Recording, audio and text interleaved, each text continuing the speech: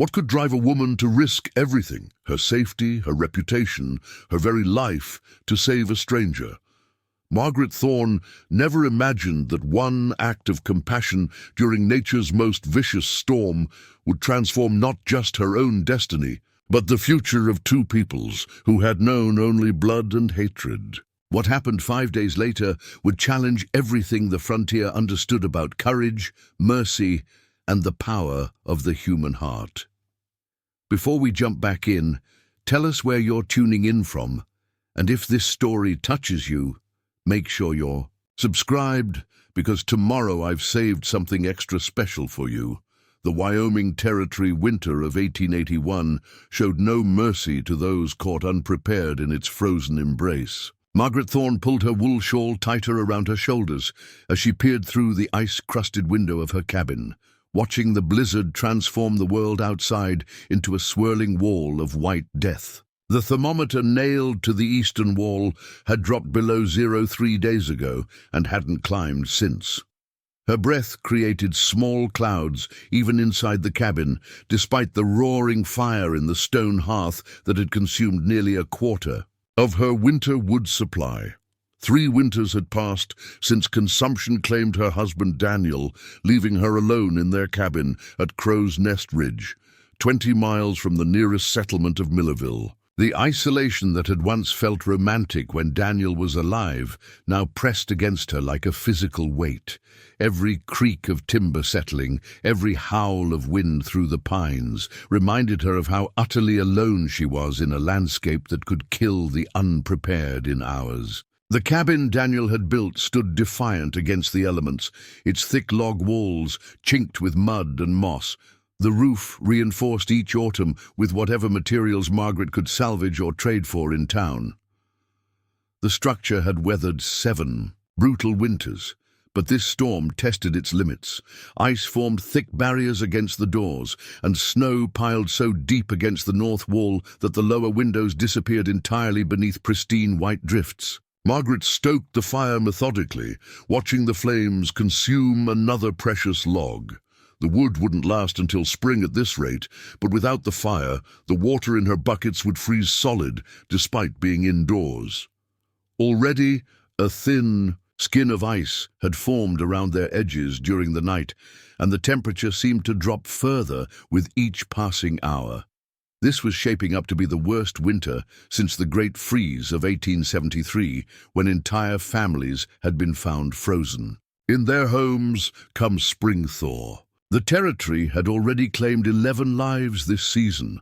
Old Henrik Sorensen froze to death when his cabin door became blocked by falling timber during the first blizzard. The Morrison twins were lost, returning from their trap lines, their bodies discovered weeks later, preserved like statues in a natural tomb of snow and ice. The mountains showed no favoritism between the prepared and the foolish, the young and the old, the native-born and the immigrant. Death came equally to all who underestimated the power of a Wyoming winter. As Margaret moved to check her dwindling food stores, a sound cut through the storm's constant roar. Something different, something that made her freeze mid-step. She held her breath, straining to hear above the wind's fury. There it was again, not the groaning of wood under snow load or the crack of ice-heavy branches breaking, but something distinctly human. A voice, perhaps, or the sound of someone struggling against the elements. Her Winchester rifle hung loaded above the door, as every frontier woman knew it must. The nearest Crow settlement lay beyond Devil's Canyon, normally a day's hard ride through treacherous mountain passes. Raids had become rare since the treaty signing, but isolation made everyone vulnerable to desperate men, deserters, outlaws, claim jumpers, who might see a lone woman as an easy target for shelter, food, or worse. Margaret lifted the rifle. From its pegs, the familiar weight steadying her nerves despite her racing heart. She approached the frost-covered window cautiously, using her finger to scrape a small viewing hole through the accumulated ice. The visibility outside was near zero, snow falling so thickly it created an impenetrable wall just beyond her porch. But there, moving against the storm's violence, a dark shape struggled and fell, rose and struggled again. Every instinct screamed at her to bar the door, to wait out whatever approached in the safety of her cabin. Yet something in the figure's desperate movements, the way it fought against elements that would soon claim another victim, compelled her to look closer. Against every principle of frontier survival, Margaret found herself wrapping Daniel's heavy buffalo coat around her shoulders and reaching for the door latch. The cold hit her face like a physical assault, stealing her breath and bringing tears to her eyes that froze before they could fall. The wind fought against the door, trying to slam it shut as she squinted into the maelstrom. 20 feet from her porch, the figure had collapsed completely, a motionless, dark spot against the endless white. "Hello," she called, her voice instantly swallowed by the wind. "Can you hear me?" No response came from the fallen form. Margaret hesitated for only a moment before stepping into the storm, each footstep a battle against snow that reached past her knees and wind that seemed determined to knock her down. When she reached the collapsed figure, her heart clenched with immediate understanding. Not just any traveler caught by the storm, but a boy. Couldn't have seen more than 15 winters. His dark hair, braided with eagle feathers now heavy with ice, identified him as Crow long before she noticed the beaded medicine bag around his neck. Traditional buckskin leggings, though caked with snow and blood, confirmed what she already knew. This was a Crow youth, far from his people's territory, wounded and dying in a blizzard that would finish what had already begun. Blood had frozen in dark patches across his right side, where something, an animal attack or worse, had torn through flesh and muscle. His copper skin had taken on the bluish tinge of severe cold exposure, his breathing so shallow it was barely visible. How had this boy traveled so far alone, wounded in weather that challenged even the most experienced mountain men? Margaret glanced back toward her cabin, its windows glowing with the warm light that meant survival in these temperatures. The choice before her carried implications far beyond simple Christian charity. The territorial government had only recently achieved an uneasy peace with the Crow Nation after years of intermittent warfare. Harboring a Crow youth, especially a wounded one whose condition might be misinterpreted, could brand her as an Indian sympathizer. Or worse. Preparing and narrating this story took us a lot of time, so if you are enjoying it, subscribe to our channel. It means a lot to us. Now back to the story. But as snow accumulated on the boy's still form, moral calculations simplified to their essence. She could leave him to certain death, or she could act. Every second of hesitation brought him closer to freezing. "Lord, help us both," she whispered, then hoisted the unconscious boy across her shoulders in a carry Daniel had taught her during their first brutal winter. The weight nearly buckled her knees, young but solid with the lean muscle of frontier life. But Margaret managed to stay upright, fighting her way back toward the cabin, one agonizing step at a time. Inside, she laid him on the bearskin rug before the fire, quickly barring the door against the storm's fury. The boy didn't stir as she removed his frozen outer garments, revealing the extent of his injuries. Frostbite had already blackened 2 fingers on his left hand, and the wound on his side told a clear story. The ragged tears and puncture marks could only have come from a bear attack, probably a grizzly, judging by the spacing and depth of the claw marks. Margaret worked with practiced efficiency, falling back on frontier medicine she'd learned from necessity rather than choice. She cleaned the wounds with precious whiskey from her medical supplies, stitched torn flesh with boiled catgut, and applied poultices of yarrow and pine resin to fight infection. The boy remained unconscious throughout her ministrations, though. Occasional murmurs in Crow passed his blue lips. Only after bandaging his wounds and covering him with every blanket she owned did Margaret allow herself to consider the full implications of her actions. If he died, she could bury him come spring, and no one would question a frontier woman's mercy toward a dying child. If he lived, however, his presence would create complications that could endanger them both.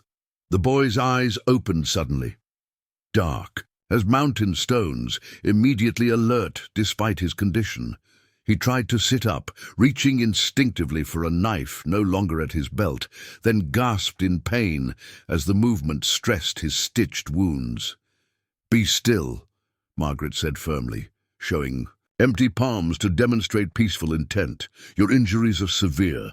The bear nearly killed you." His gaze darted around the cabin, taking in the rifle she'd propped against the wall, the heavy wooden bar across the door, the windows sealed against the storm. Even wounded and alone, the boy's expression remained proud, defiant, calculating threats and potential escapes. "Do you speak English?" she asked gently, then tried the few Crow words she'd learned from trading encounters in Millerville. "Aho?" Surprise flickered briefly across his features before the mask of caution returned. He studied her face for a long moment, perhaps weighing what answering might cost him. Finally he spoke, his voice stronger than she'd expected given his condition. "Little Wolf," he said in accented but clear English, touching his chest. "I am called Little Wolf." "I'm Margaret," she replied, matching his gesture. "Margaret. Thorne, you're safe here." Silence stretched between them, broken only by the storm's assault on the cabin walls and the fire's hungry crackle. She offered him water, which he accepted after a moment's hesitation, drinking deeply despite the obvious pain movement caused. "Why help, Crow boy?" he finally asked. It was a fair question, one that had no simple answer. Because leaving any creature to die in a blizzard violated every principle she'd been raised with. Because 3 years of widowhood had taught her about vulnerability in ways her younger self never understood. Because sometimes humanity had to transcend the boundaries others created. "Because you needed help," she said simply. Little Wolf's eyes narrowed slightly, searching her face for deception or hidden motive. Finding none, he nodded once, a gesture that carried the faintest suggestion of respect. "My father will come looking," he said unexpectedly, conflict crossing, his features like clouds over mountain peaks. "Is he nearby?" Margaret felt new tension build in her chest. One wounded boy was an act of mercy. A Crow war party arriving at her doorstep was something else entirely. 4 days' ride when storm ends," Little Wolf replied. "White Buffalo clan camp in Painted Rock Valley." Relief and concern battled within her. White Buffalo clan, even isolated as she was, Margaret had heard stories. Their chief, a legendary warrior called Thunderwalking, was known for fierce protection of his people, but also for honoring agreements made in good faith. The territorial peace had held largely because leaders like Thunderwalking chose diplomacy over endless warfare. "How did you come to be alone so far from your people?" she asked, already guessing the answer from his age and the pride that straightened his spine despite obvious pain. "Vision quest," he confirmed. "Every young man must spend time alone on the mountain to find his spirit guide, to become a warrior, to earn a place among the men." His hand moved to the medicine bag at his throat, fingers tracing symbols carved into the leather. "Found my vision. Then the bear found me. A sacred journey to manhood, interrupted by nature's violence and winter's fury." Margaret understood enough about tribal customs to recognize the significance. This wasn't just any boy, but someone important enough to merit intensive searching when he failed to return. Night deepened around the cabin as the blizzard intensified. Margaret built up the fire, prepared thin broth from her dwindling supplies, and pondered their situation with growing unease. The storm would last at least 2 more days, judging by the signs she'd learned to read in the sky before it hit. By the time the weather cleared, Little Wolf's absence would have been noted. Tracking parties would form, following his trail as soon as conditions allowed. Would they see her aid as kindness, or would finding their missing son in a white woman's cabin trigger assumptions about captivity, coercion, or worse? The uneasy peace between settlers and the Crow had survived diplomatic incidents before, but personal injuries had a way of bypassing political consideration. Little Wolf accepted the broth cautiously, his movements revealing both pain and self-control beyond his years. As he ate, Margaret noticed how his eyes catalogued everything in the cabin: the photographs of her and Daniel on their wedding day, the handmade quilts her mother had sent from Ohio, the precious books she'd carried from civilization, the rifle always within reach. "Your husband?" he asked suddenly, nodding toward the photographs. "Yes. Daniel died 3 years ago. Lung sickness." Something shifted in the boy's expression, not quite softening, but recognition of shared understanding. "My mother," he offered unexpectedly. 2 winters passed. Same sickness took her. The simple exchange created a momentary bridge across worlds that typically remained separate by necessity and mutual wariness. Loss, it seemed, spoke a universal language that required no translation. "Your father will be worried," Margaret said after a while.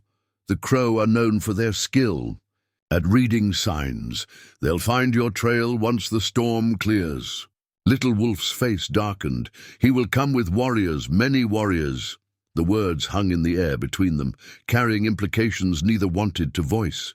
Once the weather improved, she would face not just one Crow, but many, led by a chief with ample reason to distrust white settlers who had proven unworthy of faith time and again. "To find you," she clarified, needing to understand exactly what kind of threat approached. "To find me, yes," the boy confirmed, then hesitated. "But if they think—" He didn't finish the thought, but Margaret understood. If Thunderwalking and his warriors believed she had harmed Little Wolf, captured him, or was holding him against his will, her cabin would offer no protection against their retribution. The precarious peace between settlers and the Crow could shatter over one misunderstanding, one assumption made in anger or fear.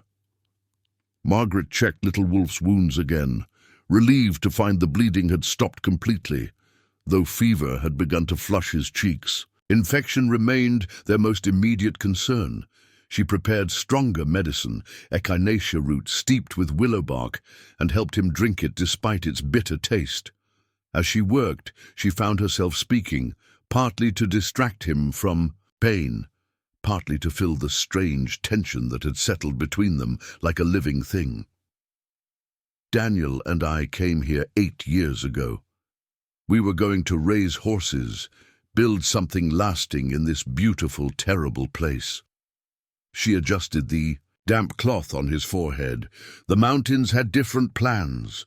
Little Wolf listened without comment, but she sensed his attention never wavered. When she paused, he surprised her by asking, "Why stay? Alone is dangerous here." It was a question she'd asked herself through countless solitary nights, through summers when drought threatened her small garden, and autumns when bears grew desperate before hibernation. The answer remained partly mystery even to her, yet undeniably true. "This is home now," she said simply. "Some places choose you as much as you choose them." The boy nodded as if this made perfect sense, this attachment to land that transcended convenience or safety. His people had understood such connections for generations before white settlers ever reached these mountains. As midnight approached, Little Wolf's fever worsened. He drifted between consciousness and delirium, sometimes muttering in Crow what sounded like names or prayers. Margaret maintained her vigil, replacing cold compresses, spooning medicine between his cracked lips, watching for the crisis she knew would come before healing could truly begin. The night stretched endlessly, measured in logs added to the fire, and the gradual building of snow against the cabin walls. By dawn, the storm showed no signs of weakening. Wind-driven snow had sealed the door completely, while drifts reached past the lower windows. They were entombed in white, more isolated than Margaret had ever been in her years on the mountain. Little Wolf's fever broke near sunrise, leaving him weak but clear-eyed. He watched as Margaret prepared a sparse breakfast from their dwindling supplies, cornmeal mush with the last of her precious maple syrup. "Your people will come when the storm ends," she said, stating what they both knew. "Yes," he confirmed, "and your people too. Settlers will see crow tracks lead here." Margaret paused, wooden spoon halfway to her mouth. She hadn't considered this additional complication. While crow warriors searching for the boy presented one type of danger, her neighbors, discovering she'd sheltered him, created another equally threatening scenario. Jake Mitchell, who ran the trading post at Millerville, had lost 2 sons in Crow conflicts 15 years earlier. He made no secret of his belief that peaceful coexistence was impossible. Others shared his sentiment, if less vocally. "The snow will cover your tracks," she said with more confidence than she felt.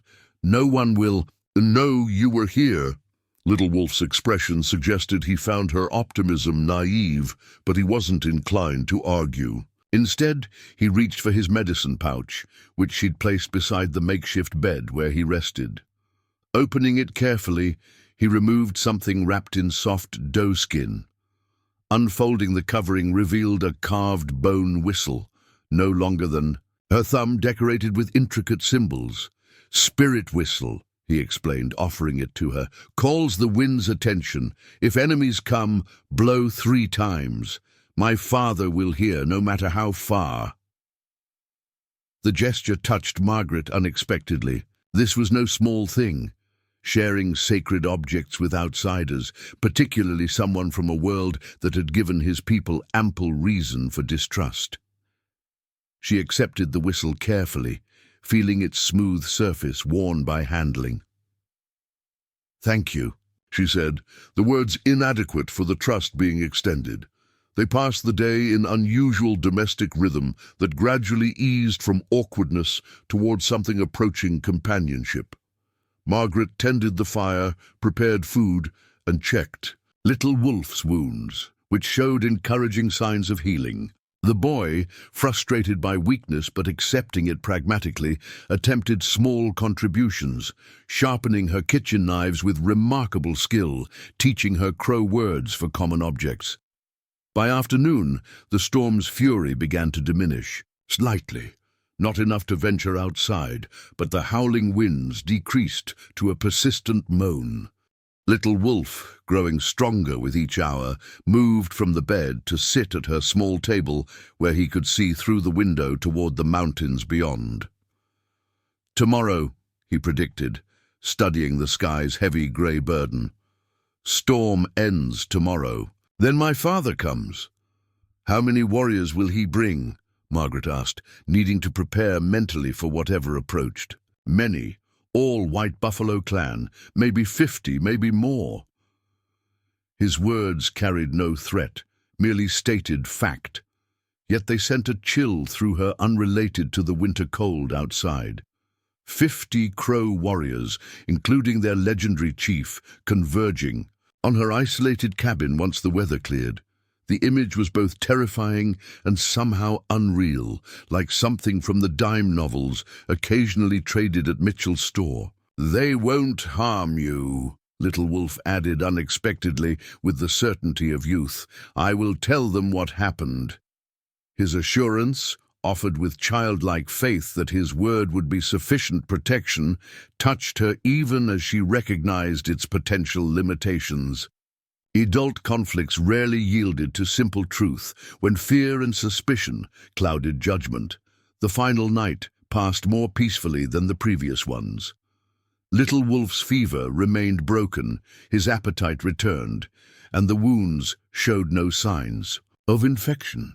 Margaret found herself oddly reluctant to see the storm end, knowing it would bring separation and potential danger. But end it did. Dawn broke clear and still, revealing a world transformed by 5 days of accumulating snow. Drifts reached the cabin's eaves on the north side, while the south-facing areas showed bare patches where wind had scoured the ground. Clean, the forest stood silent under its white burden, every tree and bush sculpted into fantastic shapes by wind and snow. Little Wolf joined her at the window, moving with only slight favoring of his injured side. His recovery had been remarkable, testament to youth's resilience and whatever spiritual strength sustained him through the ordeal. "Today they come," he stated with absolute certainty. "How can you be sure?" Margaret asked, seeing no movement. In the pristine landscape, Little Wolf pointed toward the eastern sky, where a single hawk circled in leisurely spirals. "Golden Eagle signals the way is clear. My father's scouts use the sky messengers to coordinate search patterns. Whether mystical communication or simple knowledge of natural signs, Margaret couldn't dismiss the possibility. Native peoples had maintained sophisticated signaling systems across vast distances for generations, often utilizing methods that escaped white observation entirely. As morning progressed, Margaret helped Little Wolf prepare for travel, though neither spoke of departure directly. She cleaned and mended his leather clothing, prepared a packet of medicines in case his wounds required attention during the journey home, and wrapped dried meat for the trail. Their strange partnership was ending, but something had been forged between them that transcended the temporary circumstance of shared survival. They had created a small space where mutual humanity overcame historical enmity, where individual character mattered more than tribal identity. "Will you be safe?" Margaret asked as they shared what might be their last meal together. "Your father won't blame you for being caught by the bear." Little Wolf smiled slightly, the expression transforming his serious features. "Bear attack during Vision Quest is good medicine. Shows spirits tested my courage, found it strong enough to survive."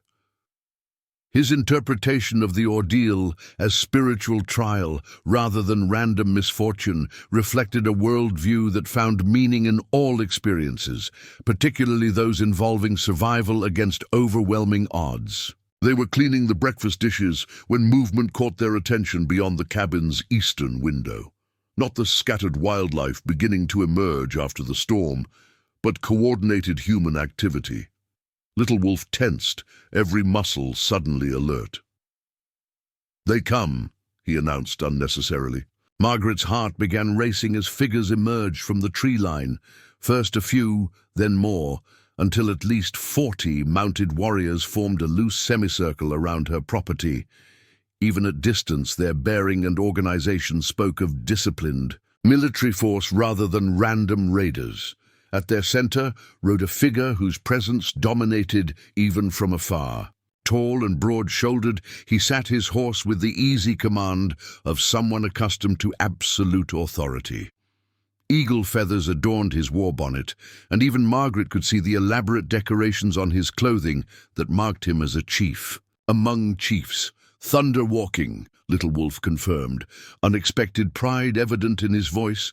"My father." Margaret felt her mouth go dry as the war party approached with measured deliberation. Not just any search party, but one led by the most powerful Crow chief in the territory, a man whose decisions could determine the fate of settlements throughout the region. And she had his son, wounded and wearing her deceased husband's spare clothing, sitting beside her in a cabin that suddenly seemed fragile as paper against what approached. "What happens now?" she managed, the question encompassing uncertainties too numerous to count individually. Little Wolf rose from his chair, straightening despite his injuries, suddenly less the wounded boy and more the chief's son preparing to fulfill his responsibilities. "Now we find out if the truth is stronger than fear." The warriors had halted just beyond rifle range, their attention focused with unnerving intensity on the small cabin. Thunderwalking raised his hand, and the entire party stopped with the precision of a single organism responding to neural command. The chief's gaze seemed to burn across the distance, taking in every detail of the scene before him. This was the moment that would determine everything that followed, whether Margaret's act of mercy would be seen as such, or whether it would be interpreted through the lens of generations of mutual distrust and violence. Whether little Wolf's word would carry enough weight to prevent bloodshed, or whether fear and assumption would override truth. The boy moved toward the door, but Margaret caught his arm. "Let me go first," she said quietly.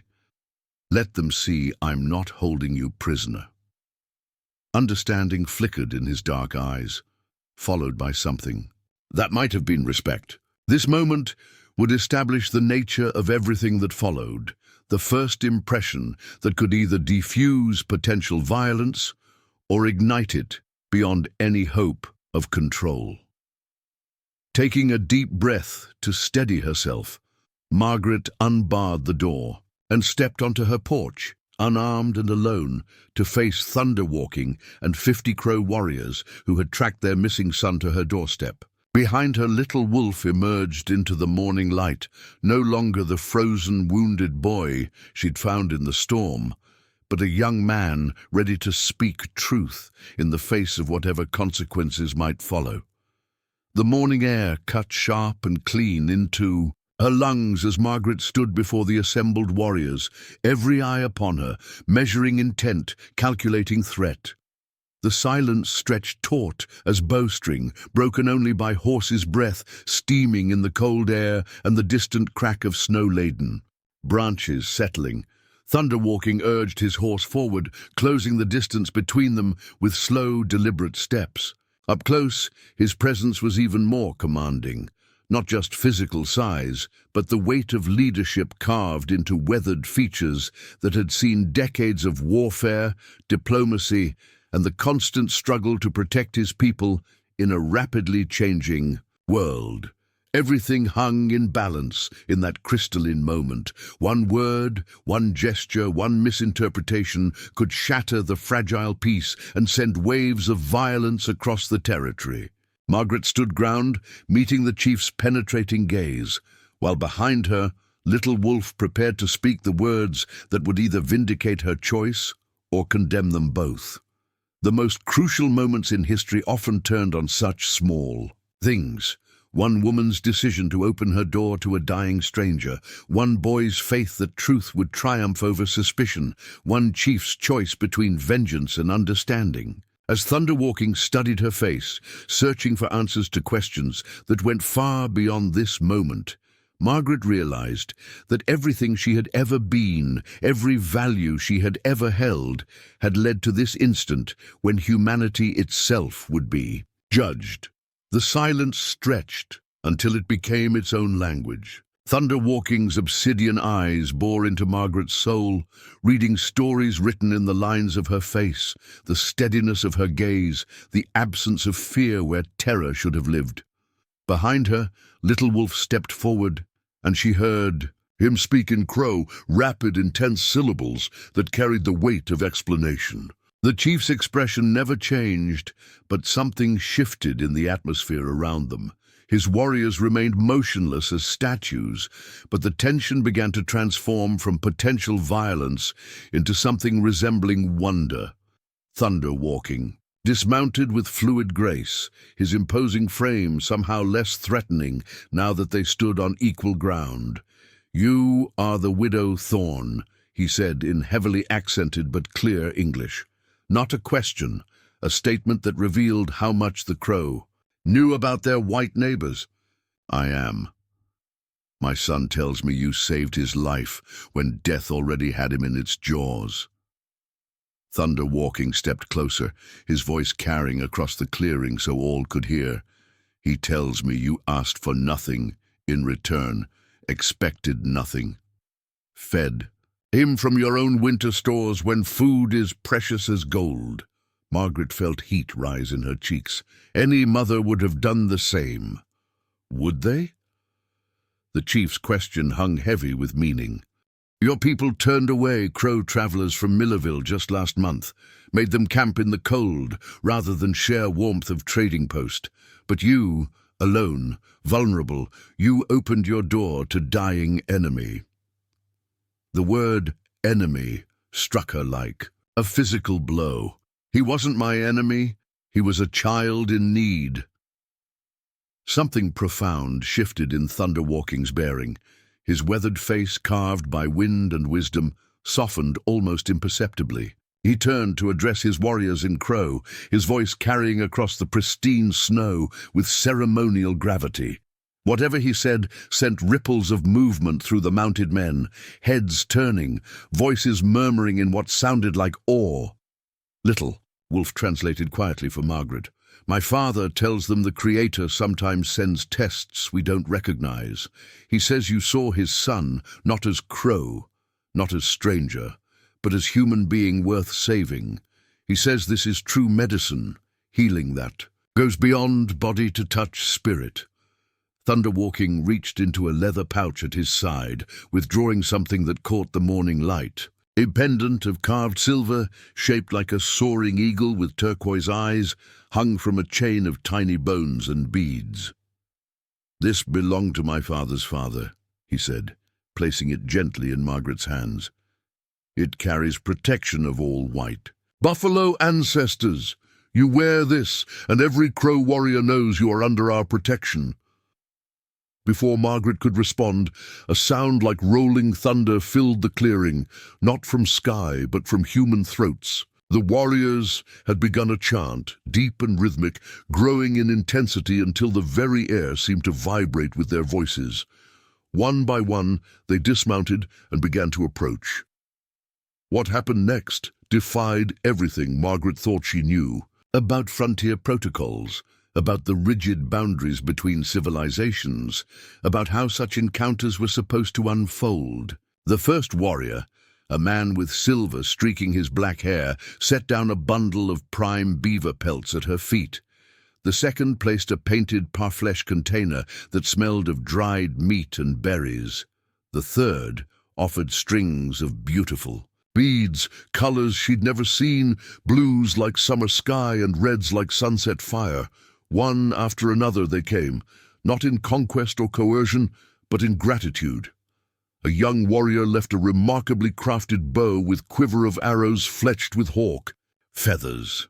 An older man placed a medicine bundle wrapped in white elk hide, handling it with reverence that spoke of sacred purpose. A woman warrior, Margaret had heard of them but never seen one, offered a dress of the softest doe skin, adorned with porcupine quills arranged in patterns that seemed to tell stories. "They honor the woman who saved Little Wolf," Thunderwalking explained as the procession continued. "Each gift carries meaning. The beaver pelts for warmth through winter storms, the food to sustain you when hunting is scarce, the bow for protection against predators, both four-legged and two-legged. The medicine bundle contains herbs for healing, blessed by our shamans." Margaret stood overwhelmed, watching her small porch disappear under an accumulation of gifts that represented more wealth than she'd seen in years. But more than monetary value, each offering carried weight of personal sacrifice, symbol of respect that transcended cultural boundaries. "I can't accept all this," she protested. "I only did what anyone should do." Thunderwalking's laugh rumbled, like distant thunder. "That is why you deserve it. The person who thinks they deserve reward rarely does. The one who claims no credit often carries the greatest honor." A young warrior approached, carrying something wrapped in pure white buffalo hide. Thunderwalking nodded, and the man carefully unwrapped what appeared to be a war shirt of extraordinary craftsmanship, elk hide decorated with intricate beadwork, hairpipes, and symbols that seemed to pulse with spiritual significance. "This was Little Wolf's grandfather's," the chief continued. "Greatest warrior our people ever knew. He wore this shirt when he made the first peace treaty with white soldiers 30 years ago. We give it to you not to wear, but to remember that peace is possible when hearts remain open." Little Wolf stepped forward then, moving more easily than he had since the bear attack. From his own pack, he withdrew a smaller bundle. "My gift," he announced, unwrapping a knife in a beaded sheath. "Made this during Vision Quest, before the bear found me, meant to prove I was becoming man." He held it out to Margaret. "You proved that better than any knife could." The simple gesture nearly broke her composure. This boy, nearly killed and nursed back to health in her cabin, was offering his most personal accomplishment as tribute to her kindness. She accepted the knife with trembling hands, understanding that she held more than weapon. She held symbol of trust, respect, and hope. Thunderwalking addressed his son in Crow, then turned back to Margaret. Little Wolf tells his father about lessons learned in White Woman's cabin, not just healing of body, but healing of understanding between peoples. He says you showed him that courage comes in many forms, not just warrior facing enemy in battle, but woman facing isolation to help stranger. Not just strength of arm, but strength of heart. As if this remarkable morning couldn't become more extraordinary, Thunderwalking gestured toward the forest edge. From among the trees emerged 6 more figures. These not warriors, but tribal. Elders, both men and women, moving with dignity that spoke of great age and wisdom. "Council of grandmothers and grandfathers," Little Wolf whispered. "Highest honor in our tribe. They came to see the white woman who saved Chief's son." The eldest among them, a woman whose face held the deep lines of countless seasons, approached Margaret directly. Her eyes, though clouded with age, sparkled with intelligence and humor. She spoke in Crow, her voice carrying musical quality despite its tremor. "Grandmother Bear Walker says you have old soul in young body, Thunderwalking." Translated, "She sees spirit of great teacher in you, says the Creator placed you in right place, at right time, not by accident but by design. You were meant to save Little Wolf, meant to build bridge between our peoples." The old woman reached out with gnarled hands and touched Margaret's face gently, studying her as if memorizing every feature. Then she smiled, brilliant expression that transformed her ancient features, and said something that made all the warriors around her nod vigorously. "She says you are claimed by the White Buffalo clan," Thunderwalking continued, his voice carrying new resonance. "She names you Medicine Woman Who Sees No Color. This name will be remembered in our stories, passed down to children's children, sung around fires for generations." Margaret felt tears streaming down her cheeks. Never in her wildest imagination had she envisioned this outcome. She'd simply acted on instinct, on fundamental human decency, and somehow that act had transformed a moment of personal crisis into something approaching reverence. But Thunderwalking wasn't finished. From his horse, he took a bundle wrapped in ceremonial buckskin and handed it to Margaret personally. "Final gift," he announced, "most important of all." Inside the wrapping lay a pipe carved from red stone, its stem decorated with eagle feathers and sacred symbols. "Peace pipe," he explained, "made by our holiest craftsmen specifically for you. When you smoke this pipe, your prayers rise with the smoke to Creator. But more than spiritual tool, it is communication device. You light this pipe and set it outside your door. Any Crow warrior will see smoke, know it comes from Medicine Woman Who Sees No Color, and come to your aid, no matter the danger." The practical implications struck her immediately. Never again would she face frontier isolation completely alone. She had been adopted, in effect, by an entire nation, granted protection and alliance that extended beyond personal gratitude to institutional support. "There's more," Thunderwalking continued. "Starting with next moon, young Crow warriors will visit to help with tasks too heavy for woman alone. They repair your roof, stock your woodpile, hunt meat for your table. Not charity, honor, protecting. You protects our family, Helping you helps our reputation among white settlers who think we are only capable of war." Margaret looked around at the assembled gifts, the solemn faces of warriors who had ridden through a blizzard to find their chief's son. The elders who had bestowed honors she didn't fully understand, but felt deeply. This was beyond anything she could have imagined when she first opened her door to that dying boy. "Your kindness creates ripples," Grandmother Bear Walker said suddenly in heavily accented English, surprising everyone with her linguistic ability.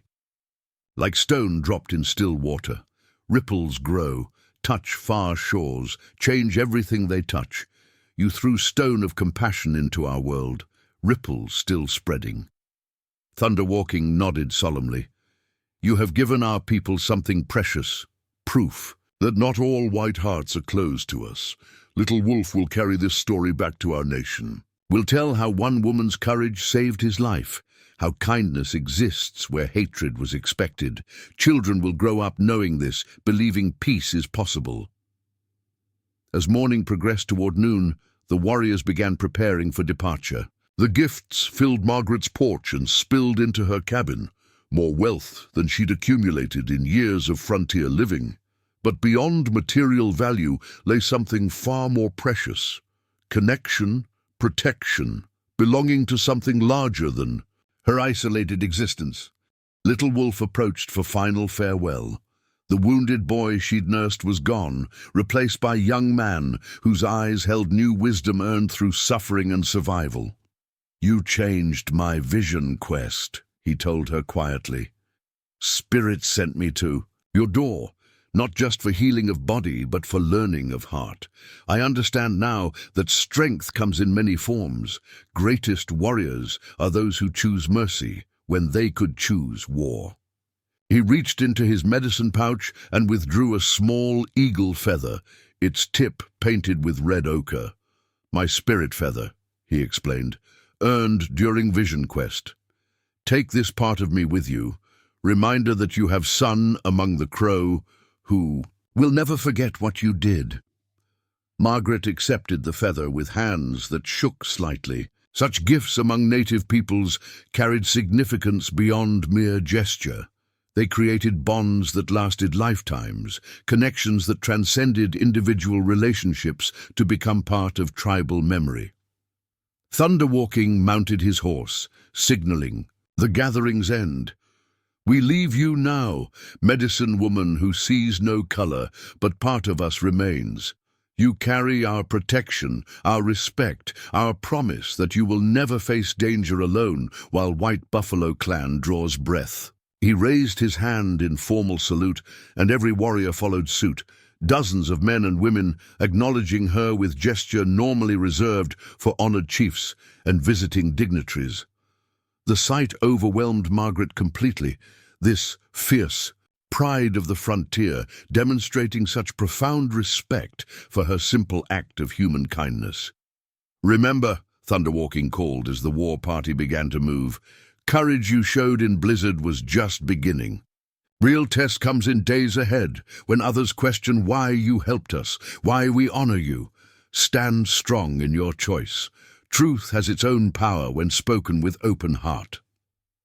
As the warriors disappeared into the forest, moving as silently as spirits, despite their numbers, Margaret stood among the accumulated gifts, feeling simultaneously humbled and elevated. The pendant around her neck seemed to pulse with warmth, reminder of the extraordinary transformation her simple choice had initiated. Grandmother Bear Walker had been right about ripples. What had begun as desperate decision in a blizzard had expanded into something far greater. Not just personal relationship, but potential bridge between worlds that had known primarily conflict. Margaret had become living proof that individual actions could reshape entire narratives, that one person's courage could rewrite the rules that governed how people saw each other. Back in her cabin, surrounded by gifts that represented more than material wealth, but rather symbols of hope and possibility, Margaret began to understand that her life had been fundamentally altered. She was no longer simply Daniel Thorne's widow struggling alone on a remote homestead. She had become something unprecedented, a white woman adopted into Crow society, a bridge between cultures, a living testament to the power of compassion to transcend the deepest divisions. The carved eagle pendant caught afternoon light streaming through her window, casting dancing shadows on walls that had witnessed her transformation from isolated settler to honored member of an extended family that knew no boundaries of blood or culture. Tomorrow would bring new challenges as word of this unprecedented alliance spread throughout the territory.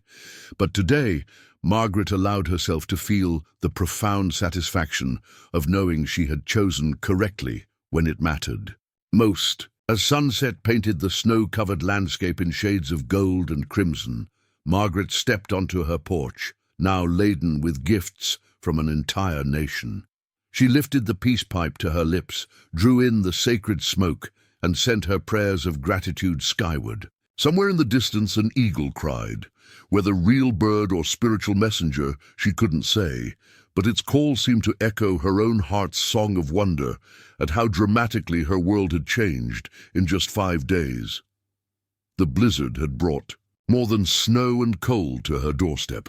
It had brought transformation, connection, and proof that the most powerful force in any wilderness, natural or human, was the simple courage to open one's door to someone in need, regardless of the color of their skin or the history of their people. The weeks following Thunderwalking's visit transformed Margaret's existence in ways she could never have anticipated. Word of the extraordinary encounter spread through the territory like wildfire, carried by traders, trappers, and the occasional territorial official who passed through the region. Her small cabin had become something of a pilgrimage site, not for religious reasons, but for the sheer curiosity of seeing the woman who had achieved the impossible. Some visitors came with skepticism, expecting to find evidence that she'd somehow coerced or manipulated the crow into their display of gratitude. They left confused and often converted, unable to reconcile their preconceptions with the reality of Margaret's genuine character and the obvious sincerity of the gifts surrounding her home. Others arrived with hope, fellow settlers who had endured raids, kidnappings, and losses at the hands of various tribal groups, yet still believed in the possibility of peace. These visitors often stayed longer, sharing their own stories of small kindnesses exchanged across cultural boundaries, moments when humanity had triumphed over predetermined hostility. True to Thunderwalking's promise, young Crow warriors began appearing at her homestead with the regularity of seasonal migration. They came in pairs or small groups, always announcing themselves from a respectful distance, always bringing gifts, even as they offered labor. Margaret's woodpile grew to mountainous proportions.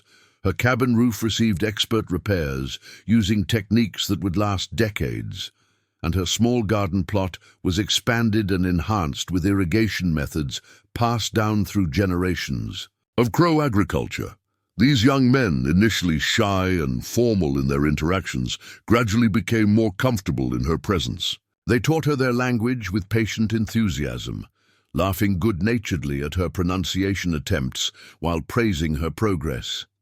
In return, Margaret shared stories of frontier life, medical knowledge that could benefit their people, and gradually philosophical discussions about the nature of courage, kindness, and what it truly meant to be human. One such warrior, a young man called Running Eagle, became particularly close to Margaret. He had lost his own mother in childhood and seemed to find in her cabin the warmth of familial care he'd missed. His visits became weekly occurrences, and their conversations ranged from practical matters to the deeper questions that plagued young minds in any culture. "Why do your people fear us so much?" he asked one afternoon as they worked together in her expanded garden. "We are not demons. We feel pain, loss, joy, love, same as whites." Margaret paused in her weeding, considering the question seriously. "Fear comes from not knowing," she replied finally. "When people don't understand something, they often assume the worst. Your people probably feel the same about us sometimes." Running Eagle nodded thoughtfully. "Yes, but we try to learn before judging. Many whites seem to judge before learning." The observation was profound in its simplicity. Margaret had noticed this pattern herself, the tendency among her own people to make broad assumptions based on limited encounters or second-hand stories. "Perhaps that's changing," she offered hopefully. "Your presence here, the kindness you show, it's teaching me things I never learned in all my years on the frontier."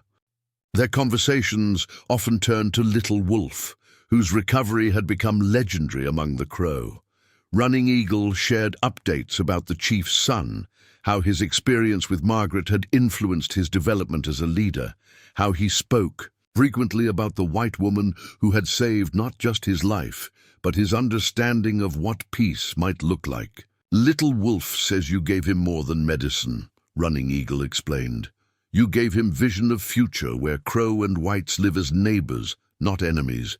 He studies this vision, prepares for day when he leads our people. He believes that day will come sooner because of what happened here." The weight of that responsibility both honored and intimidated Margaret. To think that her simple act of mercy had influenced the future thinking of a potential tribal chief was both humbling and slightly overwhelming. Yet she felt a growing sense of purpose, as if her life had taken on meaning beyond mere survival. Winter gave way to spring with unusual gentleness that year, and with the changing seasons came new challenges.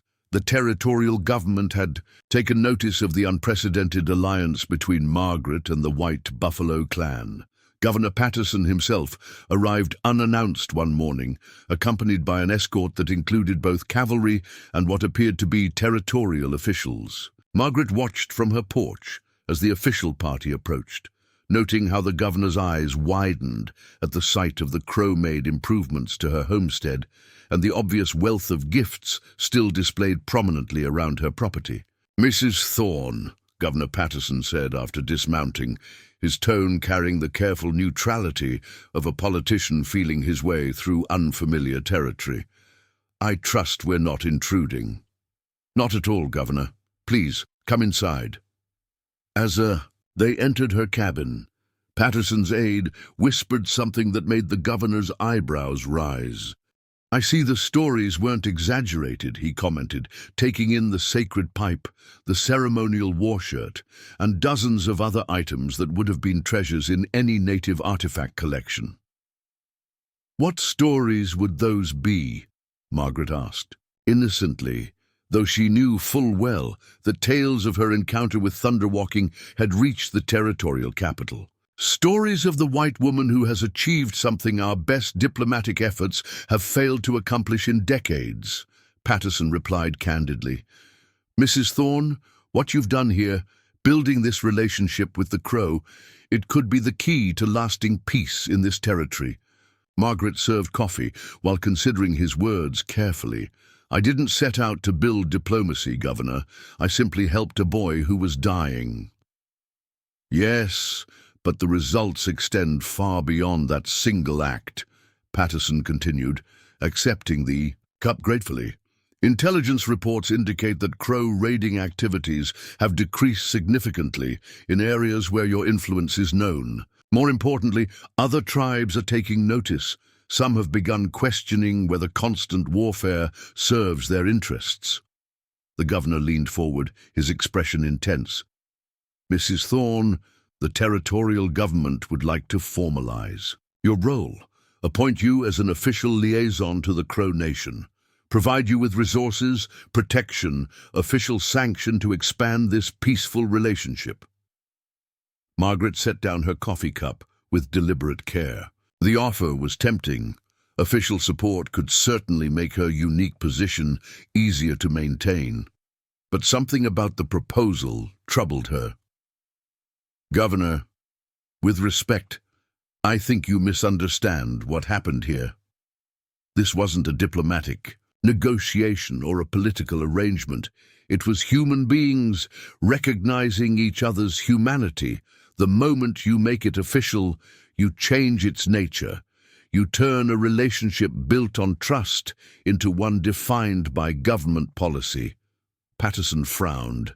But surely you see the potential benefits.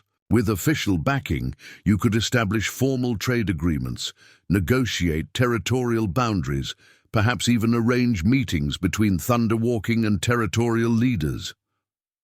And if those negotiations fail, if political pressure or changing policies force me to take positions that contradict what I believe is right. Margaret shook her head. No, Governor, the strength of my relationship with the Crow lies precisely in the fact that it exists outside official channels. They trust me because I represent myself, not your government or any government. The governor's aide, clearly frustrated by her refusal, spoke up. Mrs. Thorne, you're missing an extraordinary opportunity. The territorial legislature has allocated significant funds for Indian affairs. You could have access to resources beyond your wildest imagination. I already have access to what I need, Margaret replied firmly, gesturing toward the gifts surrounding them. The Crow have provided for me more generously than any government stipend ever could. Their protection is worth more than any cavalry escort. Their friendship is worth more than any political alliance. Governor Patterson studied her for a long moment, clearly reassessing his approach. Very well, we won't insist on formal appointment. But would you consider serving as an unofficial consultant? Someone we could call upon when situations arise that require your unique perspective? Margaret considered this compromise. I would be willing to share my experiences, to help in situations where violence might be prevented. But I won't be anyone's tool for advancing policies I don't believe in. Fair enough. Patterson stood, preparing to leave. Mrs. Thorne, I want you to understand something. What you've accomplished here is being watched not just by this territory, but by officials in Washington. There are those who believe your approach could serve as a model for Indian relations throughout the West. After the governor's departure, Margaret felt both pride and concern. The attention was flattering, but she worried that too much political interest might somehow corrupt the pure relationship she had built with the Crow. She resolved to maintain her independence, to preserve the authenticity that made her alliance with Thunderwalking's people so remarkable. Her concerns proved justified sooner than expected. Within weeks of the governor's visit, Margaret began noticing changes in how other settlers treated her. Some showed new respect, recognizing that her government connections might prove beneficial. Others grew more suspicious, wondering what political game she might be playing. The most challenging response came from a group of newer settlers who had arrived in the valley that spring. Led by a man named Harrison Blake, these homesteaders brought with them fresh memories of conflicts with Plains tribes and a determination to establish their claims through superior firepower rather than negotiation. Blake confronted Margaret publicly during her monthly trip to Millerville, choosing the busy trading post as his stage for maximum impact. "Mrs. Thorne," he announced loudly, ensuring all present could hear, "I hear you've been entertaining savages at your homestead, feeding them, housing them, giving them intelligence about our settlements." Margaret felt the conversations around them stop, sensed the weight of attention, focusing on this confrontation. "I've been hosting young men who came to help with necessary work," she replied calmly. "They've been nothing but respectful and helpful." Blake's face reddened. "Respectful? These are the same people who massacred the Johnson family just 2 territories over last summer. How do you know your helpful visitors aren't scouting our defenses, counting our numbers, planning their next attack?" The accusation sparked murmurs of concern among some of the settlers, though Margaret noticed that several long-time residents, people who knew her well, remained skeptical of Blake's inflammatory rhetoric. "Mr. Blake," she said firmly, "the Crow have honored the territorial treaty. They have shown me nothing but kindness and respect. Perhaps if more of us approached them with the same spirit, we might see different results." "Kindness?" Blake scoffed. "These aren't civilized people, Mrs. Thorne. They're savages who understand only strength. Your kindness will get this whole valley killed." Jake Mitchell, the trading post owner, stepped forward. Margaret had expected opposition from him given his family's tragic history with the Crow. Instead, his intervention surprised everyone. "Blake," Mitchell said quietly, "Mrs. Thorne saved that boy's life during the worst blizzard in memory. Thunder Walking himself came here to thank her, left gifts worth more than most of us see in a year. Since then, we haven't had so much as a missing chicken in this valley.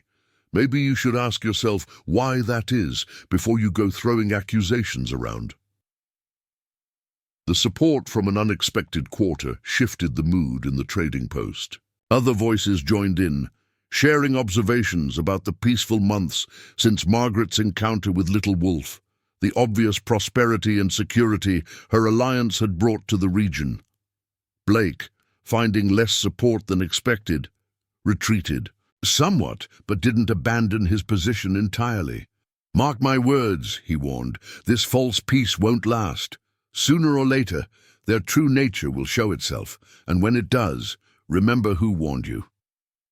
After Blake and his supporters left, the trading post buzzed with discussion. Margaret found herself surrounded by neighbors wanting to hear first-hand accounts of her experiences with the Crow, seeking reassurance that the peaceful coexistence Blake had questioned was indeed genuine.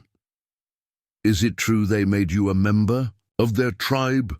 asked Sarah Henderson, whose family had arrived the previous autumn. "Not exactly a member," Margaret clarified.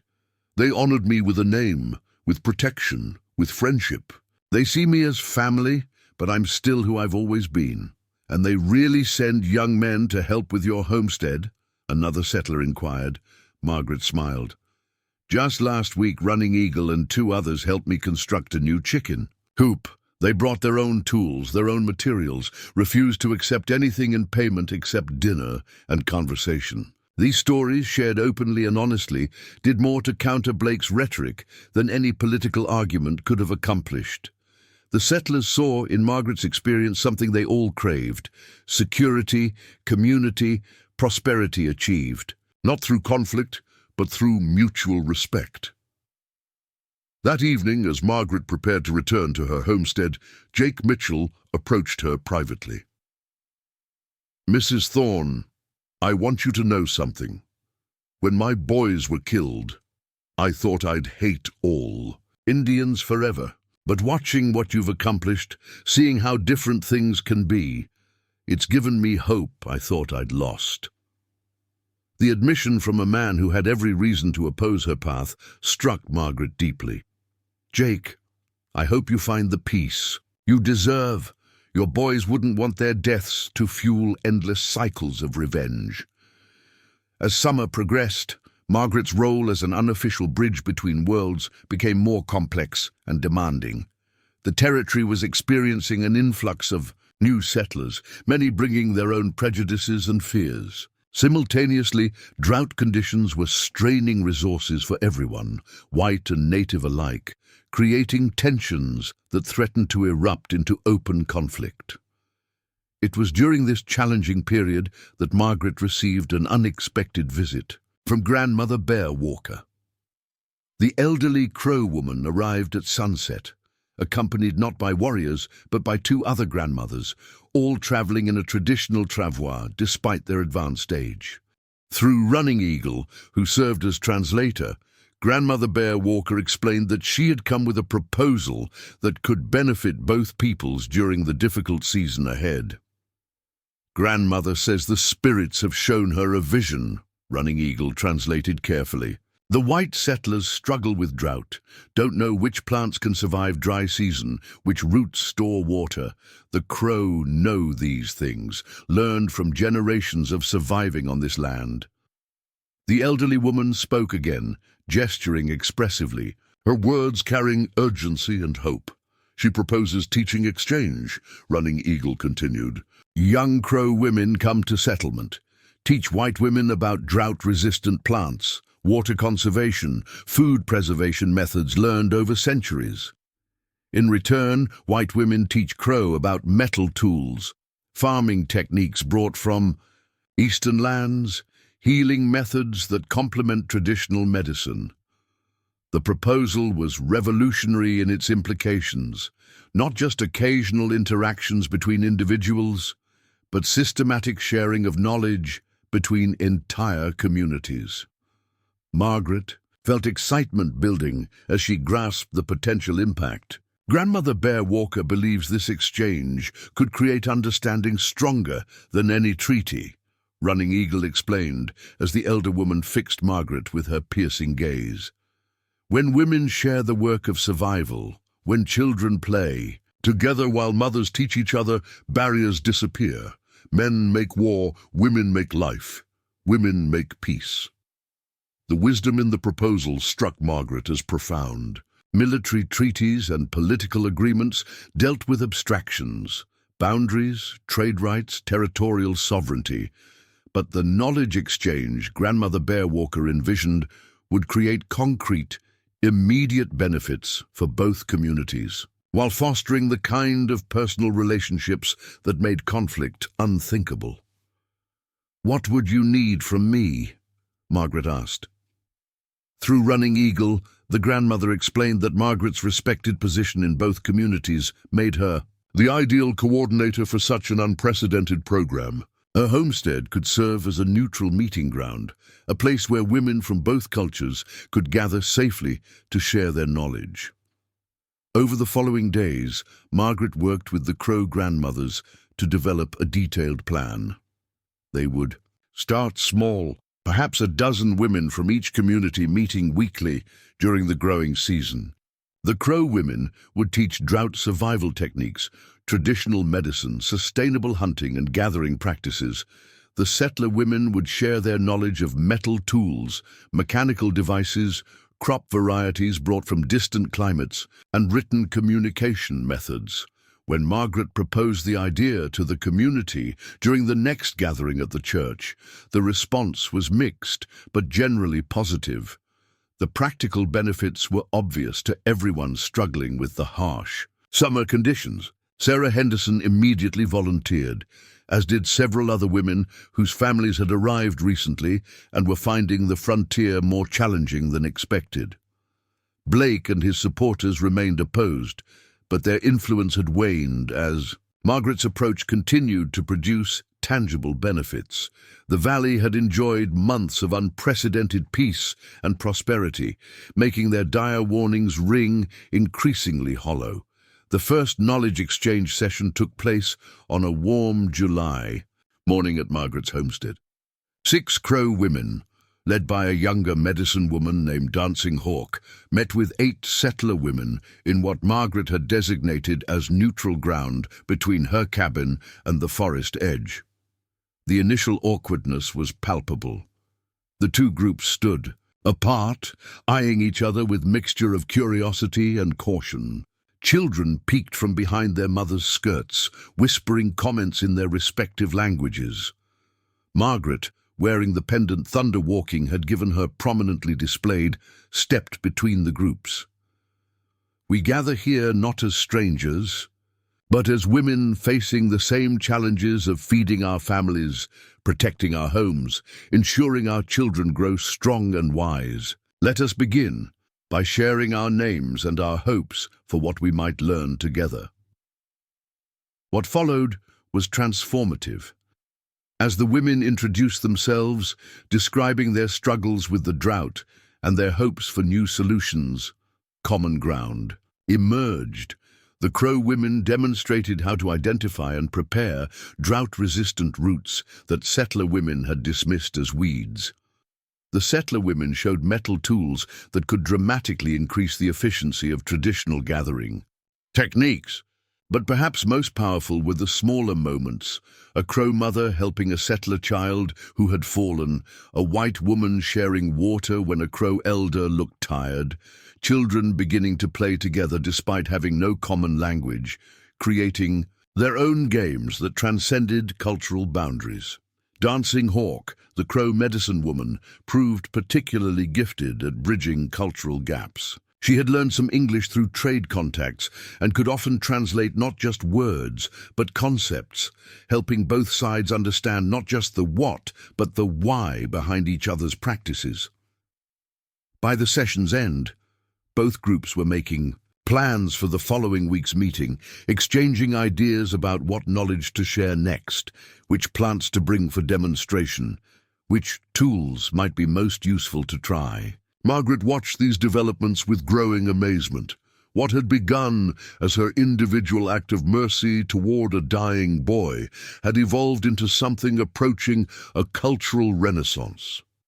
The knowledge being shared wasn't just practical, it was creating relationships, building trust, establishing the kind of deep connections that made future conflict increasingly unlikely. As autumn approached and the successful knowledge exchange sessions continued, Margaret received another unexpected visitor, Governor Patterson, returning for a follow-up to their spring conversation. This time, however, his tone was entirely different. Rather than offering her official positions or trying to co-opt her success, he came seeking advice. "Mrs. Thorne," he said as they sat on her porch, watching children from both communities play together while their mothers shared cooking techniques. "What you've accomplished here is being studied by officials throughout the West. We're seeing similar programs beginning in 3 other territories, all modeled on your approach." Margaret felt pride, mixed with concern. "I hope they understand that this works because it's organic, because it grows from real relationships and mutual benefit, not because it's imposed from above." "That's exactly why I'm here," Patterson admitted. "We're receiving pressure from Washington to standardize this approach, to create formal programs with official oversight. I wanted to hear your thoughts before making any recommendations." Margaret considered carefully before responding. "Governor, the moment you formalize this, you risk destroying what makes it work. These women come together because they want to learn from each other, because they've discovered they have more in common than they have separating them. Start requiring reports, imposing regulations, appointing officials to oversee the process, and you'll turn collaboration into bureaucracy." They watched as Dancing Hawk and Sarah Henderson worked together to demonstrate a new preservation technique to a mixed group of fascinated women and children. The scene embodied everything Margaret hoped such exchanges could accomplish. Then how do we protect and expand this success without crushing it under governmental structure? Patterson asked. "Support it indirectly," Margaret suggested. "Provide resources when requested, but don't impose requirements. Facilitate communication between communities that want to start similar programs, but let them develop organically. Most importantly, trust the women involved to know what works best for their specific situations." As the governor prepared to leave, he made one final observation. "Mrs. Thorne, what you've created here may be more important than territorial treaties or congressional legislation. You've proven that lasting peace doesn't come from political agreements, but from human connections. That's a lesson our nation desperately needs to learn." That evening, as Margaret sat by her fire reading by lamplight, she reflected on how fundamentally her life had changed since that snowy February night when she'd opened her door to a dying boy. She had become something she never intended to be: a teacher, a diplomat, a bridge between worlds that had known primarily hostility. But more than any formal role, she had become living proof of a simple truth: that individual acts of courage and compassion could create ripples that transformed entire communities. The pendant around her neck, The sacred pipe on her mantel, the children playing together outside her window, all testament to the power of choosing humanity over hatred, understanding over ignorance, hope over fear. The knowledge exchange sessions had shown that beneath surface differences, people everywhere shared fundamental needs and dreams. The Crow grandmother teaching a settler woman how to find water in drought conditions. The white mother showing a native child how to use a mechanical tool. These moments created bonds stronger than any political agreement. As winter began its approach once again, Margaret looked forward to another season of shared knowledge, growing friendship, and proof that the barriers between peoples were far less fixed than anyone had believed. The wounded boy she had saved had become a catalyst for transformation that continued to spread, touching lives in ways she was only beginning to understand. Margaret stood before a gathering unlike anything the Wyoming Territory had ever witnessed. The great meadow below Devil's Canyon, traditionally neutral ground where neither settler nor Crow claimed dominion, had been transformed into something resembling a festival of nations. Hundreds of people from both communities mingled freely under an autumn sky painted in brilliant oranges and golds, their voices creating a harmonious babel of languages and laughter. 2 years had passed since she'd saved Little Wolf in that devastating blizzard, and the ripples from that single act of compassion had grown into waves of change that swept across the entire region. What began as small knowledge exchange sessions between women had evolved into something approaching a cultural revolution, a new way of existing side by side that defied every convention of frontier life. The gathering had been Little Wolf's idea, now a respected war leader who had recently returned from a diplomatic mission to Washington, where he'd spoken before Congress about the possibilities of peaceful coexistence. "We need ceremony," he had explained to Margaret during one of his increasingly frequent visits. "Not just practical teaching, but celebration of what we've built together. Show the world that Crow and whites can share joy, not just knowledge." Margaret watched in wonder as Thunderwalking and Territorial Governor Patterson stood side by side on a raised platform, preparing to address the crowd. The sight would have been unimaginable just months earlier. A Crow chief and the territory's highest official appearing together, not as adversaries negotiating terms, but as partners celebrating successful collaboration. But perhaps more remarkable were the smaller scenes playing out throughout the meadow. Crow and white children raced together in games that had evolved to incorporate elements from both cultures. Women from both communities demonstrated crafts and techniques, their audiences mixed and enthusiastic. Men who had once viewed each other with suspicion now traded stories of hunting and farming, sharing laughs over universal experiences of dealing with difficult weather and stubborn animals. "Sisters and brothers," Thunderwalking began, his voice carrying easily across the gathering. "2 winters ago, a white woman opened her door to a dying Crow boy. Today, we open our hearts to each other as one people sharing one land." The chief spoke in Crow first, then in English, his words weaving together themes of gratitude, hope, and shared destiny. He told the story of Little Wolf's rescue, but more importantly, he spoke of what had grown from that seed of kindness, the knowledge exchanges, the collaborative farming projects, the shared celebration of births and mourning of deaths that had marked the past year. Governor Patterson followed, his political rhetoric replaced by genuine emotion as he described the transformation he'd witnessed. "When I first came to this territory," he admitted, "I expected to spend my tenure managing conflicts, negotiating ceasefires, and containing the inevitable violence between settlers and natives. Instead, I've had the privilege of witnessing something unprecedented, the birth of a truly integrated community where cultural differences have become sources of strength rather than division."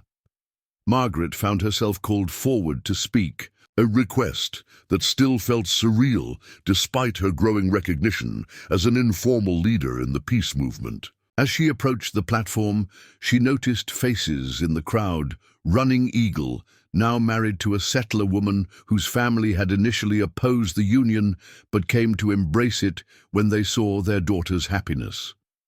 Dancing Hawk, who had begun training select settler women in traditional healing arts. Jake Mitchell, the trading post owner who now stocked crow-made goods alongside his usual inventory and had hired a young crow man as his assistant. 2 years ago, Margaret began, her voice steady despite the magnitude of the moment, I made a decision that changed my life forever. I didn't save Little Wolf because I was trying to build peace between our peoples. I saved him because he was a human being in desperate need, and helping him was simply the right thing to do. She paused, looking out over the sea of faces, two peoples who had been taught from birth to fear and distrust each other, now gathered in celebration of their unity. What I've learned in these 2 years is that peace doesn't begin with treaties, signed in distant capitals or policies decreed by governments. It begins with individuals choosing to see the humanity in those who seem different from themselves. It begins when we stop seeing us and them and start seeing simply we. The crowd erupted in applause that seemed to echo off the canyon walls, but Margaret wasn't finished. Today, I want to share with you something that represents what we've all accomplished together. She reached into a leather pouch and withdrew an object that gleamed in the afternoon sunlight, a medallion of extraordinary craftsmanship created by Crow silversmiths working with settler metalworkers. One side showed a cabin with its door, open wide, snow swirling around it.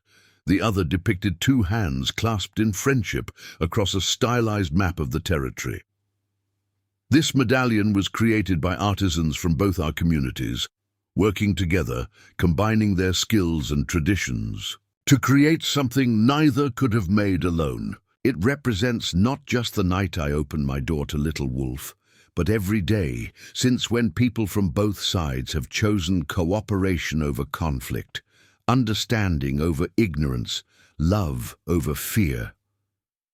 Little Wolf stepped forward, no longer the wounded boy she'd nursed back to health, but a man whose presence commanded respect from both crow and settler alike. Margaret Thorne, medicine woman who sees no color, gave me more than medical care during that blizzard. She gave me a vision of what our peoples could become together. Today, that vision becomes reality. He gestured toward a group of young people standing together near the platform, teenagers and young adults, both crow and white, who had grown up during the years of increasing cooperation and now saw integration as natural rather than revolutionary. These young ones don't carry the old hatreds, Little Wolf continued. They've learned from each other, played together, worked together. They are our future, living proof that the barriers between peoples exist only in the minds of those who choose to see them. Among the young people stood his own younger brother, Swift Hawk, arm around the shoulders of Peter Henderson, Sarah's son. The boys had become inseparable friends, despite the 5-year age difference between them, and their easy companionship embodied the hope of that gathered multitude. A commotion near the edge of the meadow drew attention as a group of riders approached. Margaret's heart sank as she recognized Harrison Blake at their head, the settler who had opposed her alliance with the Crow from the beginning. Behind him rode about 20 men, all armed, all wearing expressions of grim determination. The festive atmosphere grew tense as Blake's group dismounted and pushed through the crowd. Conversations died away as people sensed potential confrontation. Thunderwalking's warriors moved almost imperceptibly into protective positions, while territorial militia, present at the governor's request, shifted their stances to address this new uncertainty. Blake strode forward until he stood directly before the platform, his voice carrying clearly across the now silent gathering. I've come to speak truth to this assembly of fools and traitors. A rumble of anger rose from both communities, but Thunderwalking raised his hand for silence. "Speak your truth, white man. All voices deserve hearing in council." Blake's face flushed at the chief's dignified response to his obvious provocation. "Truth is that you've all been deceived by pretty words and false friendship. 2 days ago, a Crow war party attacked settlements in the Northern Valley. 3 dead, 2 children taken. How does your precious peace explain that?" The accusation sent shockwaves through the assembly. Margaret felt her stomach clench as she saw doubt creep into some faces, old fears reasserting themselves despite years of positive experience. Thunderwalking's response was swift and authoritative. "Lies or ignorance, Blake. No Crow war party operates in Northern Valley. White Buffalo Clan honors all treaties, all friendships." "You deny it?" Blake challenged. "You deny that warriors wearing Crow war paint murdered innocent settlers?" "I deny nothing done by my people," Thunderwalking replied firmly. "But what you describe was not done by Crow. Northern Valley raids are work of Little Wind's renegades, outcasts from many tribes who follow no law but their own greed." Little Wolf stepped forward, his voice carrying new authority. "Blake speaks truth about attacks, but lies about who committed them. Little Wind and his warriors were banished from Crow Nation 2 years ago for breaking peace treaties. They wear our paint to bring shame on our name, turn whites against us." Margaret watched the confrontation unfold with growing anxiety. 2 years of careful bridge building threatened to crumble under the weight of misunderstanding and misdirected anger. She knew this moment could shatter everything they'd accomplished, sending both communities back into cycles of suspicion and violence. Governor Patterson stepped forward. "Mr. Blake, I've received detailed reports on the Northern Valley attacks. Territorial investigators have confirmed that the raiders were renegades, not members of any federally recognized tribe. Your information is either outdated or deliberately misleading." Blake's supporters shifted uncomfortably as their leader found his accusations challenged not just by Crow voices, but by official territorial authority. But Blake wasn't finished. "What about the missing children?" he demanded. "Sarah Johnson's boy and little Mary Collins? You telling me the Crow know nothing about that?"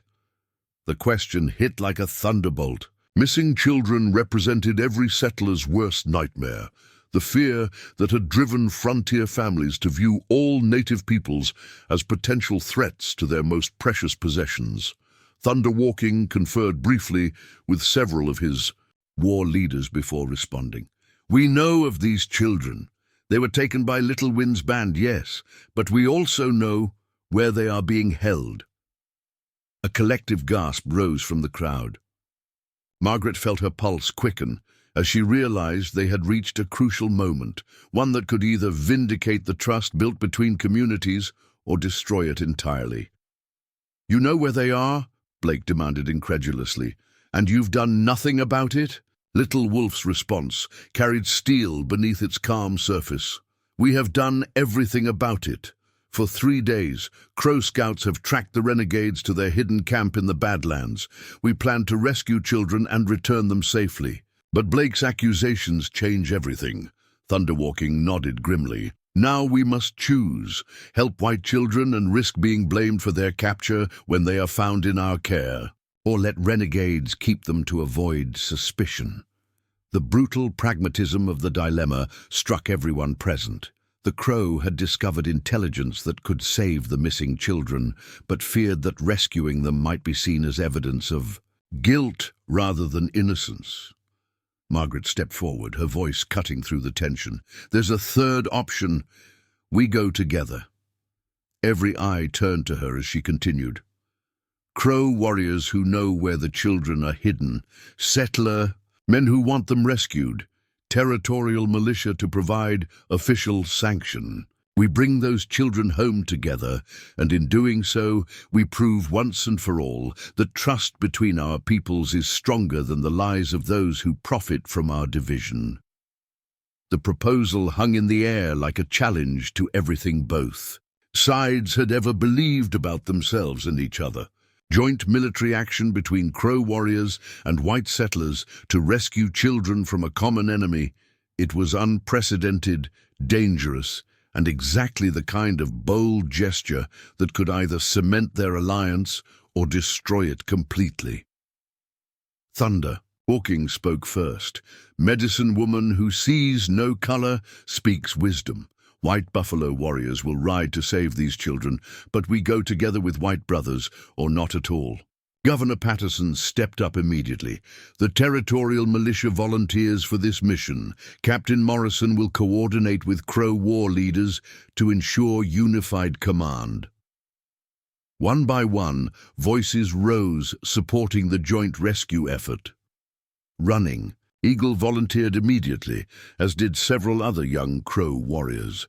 To Margaret's surprise, even some of Blake's men began expressing interest in the mission, drawn either by the chance to rescue innocent children or by curiosity about fighting. Alongside warriors they'd only heard about in stories. Blake himself seemed stunned by the turn of events. His attempt to drive a wedge between the communities had instead produced an unprecedented demonstration of unity and cooperation. When he finally spoke, his voice had lost much of its earlier belligerence. If you're all so determined to trust the Crow, then I'll come too. When this ends badly, I want to be there to say I told you so. The joint force assembled quickly. 20 Crow warriors, including veterans of countless battles, and young men eager to prove themselves worthy of their ancestors' legacy. 15. Territorial militia under Captain Morrison, professional soldiers who had nonetheless never fought alongside native allies. 10 volunteer settlers, including several of Blake's original supporters who found themselves unable to stand aside when children's lives hung in the balance. Margaret watched the preparations with mixture of pride and terror. So much could go wrong. Miscommunication in battle, confusion about command structure, the possibility that they were riding into a trap. Yet she also felt an overwhelming sense of rightness about what was happening. This was how conflicts should be resolved, not through mutual destruction, but through cooperation against common threats. Little Wolf approached her as the rescue party made final preparations. You should come with us, medicine woman. Your presence gives strength to both sides. Margaret considered the request seriously. She had never participated in military action, had no combat experience or tactical knowledge, yet she understood the symbolism Little Wolf was describing. Her participation would demonstrate that this mission transcended military necessity to become an act of faith in their shared future. I'll come, she decided, but as healer, not warrior.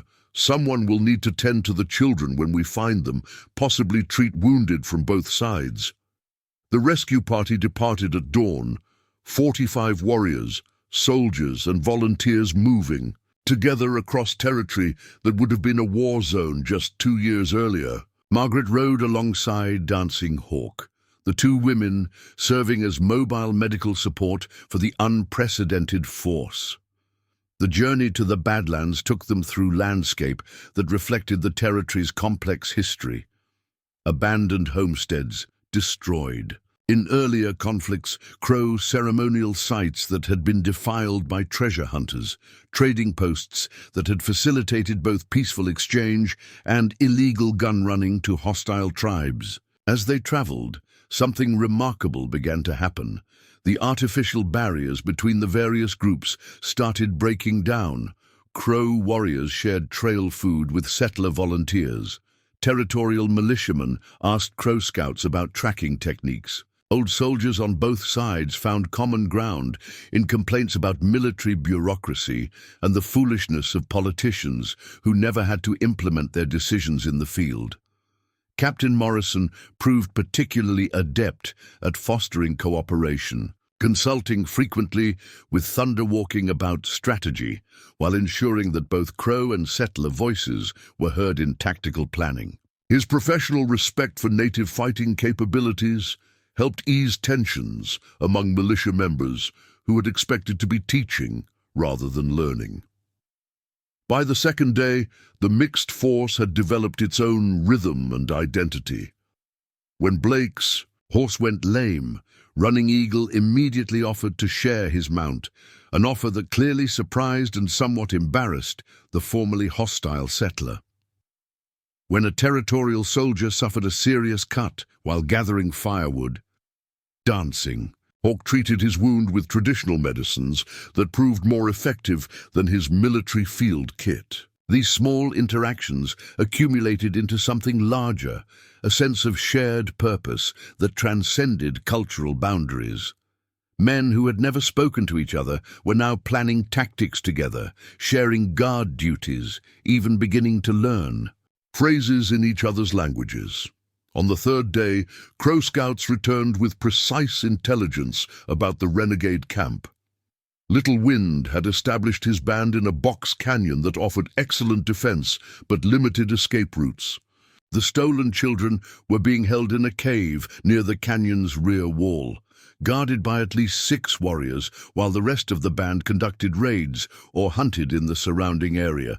Thunder Walking and Captain Morrison spent hours developing an assault plan that would minimize risk to the children while neutralizing the renegade threat. The strategy they devised was complex but elegant, a coordinated attack from multiple directions that would drive the renegades toward a prepared ambush, while a small rescue team extracted the children. Margaret listened to the planning sessions with growing admiration for how well the two military traditions meshed. Crow guerrilla tactics combined with militia firepower discipline. Native knowledge of terrain merged with white technological advantages. What emerged was a tactical approach superior to what either group could have developed independently. The attack commenced at dawn on the 4th day. Margaret and Dancing Hawk remained with the horses at the canyon mouth, ready to provide medical care for casualties and to tend to the rescued children once they were brought out. The sound of gunfire echoed off canyon walls as the assault unfolded, according to plan. Crow warriors moved like ghosts through positions that would have been impossible for heavier-equipped militiamen, while the soldiers' coordinated fire kept renegades pinned in defensive positions. Within an hour, it was over. The renegades, caught between multiple attacking forces and cut off from escape routes, surrendered when further resistance became obviously hopeless. Little Wind himself was captured alive, along with most of his band, ending a threat that had plagued the territory for months. But the real triumph came when Running Eagle and 2 militia volunteers emerged from the cave, carrying 2 small, frightened children. A boy of perhaps 8 years and a girl who couldn't have been more than 6. They were thin, dirty, and traumatized, but alive and unharmed. Margaret rushed forward as the children were brought to the medical station she and Dancing Hawk had prepared. The little girl clung desperately to the first gentle hands that touched her, while the boy stared with the dull eyes of someone who had seen too much horror for his young mind to process. "It's all right," Margaret whispered softly as she examined them for injuries. The breakthrough that had made family space travel viable came from an unexpected source: Sophia's research into emotional field dynamics.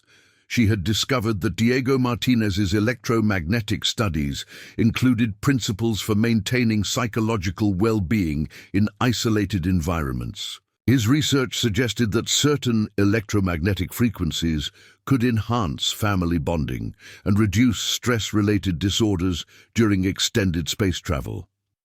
Great-grandpa Diego somehow knew that humanity would need to travel to the stars as families, not as individual explorers, Sophia had explained to a gathering of space agency officials. His notes include detailed plans for maintaining what he called human coherence fields during long journeys through space. The implications were staggering. Previous space exploration had operated on military or scientific expedition models, separating families for years at a time. The Martinez research proved that long-term space habitation required intact family structures to maintain psychological health and innovative thinking. Rebecca's time on the space station was part of a larger experiment. The ranch had developed technologies that could create Earth-like environmental and social conditions in space, and they needed to test whether families could thrive in these artificial environments for extended periods. The results exceeded every projection. Over 6 months in space, Rebecca, Isabella, Diego, and Sophia had not only maintained their close family bonds, but had made scientific discoveries that would have been impossible without their combined perspectives and emotional support systems. Isabella's zero-gravity biological experiments had led to breakthroughs in regenerative medicine that could revolutionize treatment of spinal injuries and muscular dystrophy. Diego's atmospheric engineering work had created more efficient life support systems that reduced space mission costs by 60%. Sophia's psychological studies had identified optimal family configurations for different types of space missions. But perhaps most significantly, they had proven that families could maintain the same collaborative innovation that made the ranch successful even in the harsh environment of space. Their daily family discussions, conducted while floating in the station's cupola overlooking Earth, had generated insights that traditional individual research approaches had missed. Commander Nakamura had observed their work with professional fascination. "You've solved the greatest challenge in space exploration, maintaining human morale and creativity during long-duration missions. Every space agency in the world wants to know how to replicate what you've achieved." The ranch had become more than a model for Earth-based research communities. It had become humanity's testing ground for becoming a spacefaring civilization. The latest expansion included full-scale spacecraft prototypes where families could train for multi-generational journeys to distant star systems. The Martinez Institute for Interplanetary Families, established with support from 30 countries, was developing comprehensive programs for selecting, training, and supporting families willing to pioneer space colonization. The selection criteria weren't just about technical skills or physical fitness. They emphasized emotional intelligence, collaborative problem-solving, and the ability to maintain family bonds under extreme stress. Dr. Sterling had visited the space station to personally observe the family's work. "What you've accomplished here will be remembered as the turning point when humanity stopped thinking of space as a frontier to conquer and started seeing it as a place to extend our civilization," he told Rebecca, as they watched Earth's Terminator line creep across the continents below. The global impact of the ranch's evolution had been profound but subtle. Rather than announcing a space program, they had gradually transformed how humanity thought about its future. Children around the world now grew up expecting that space travel would be a family activity, that scientific research would be collaborative rather than competitive, and that technological advancement would serve human flourishing rather than dominate it.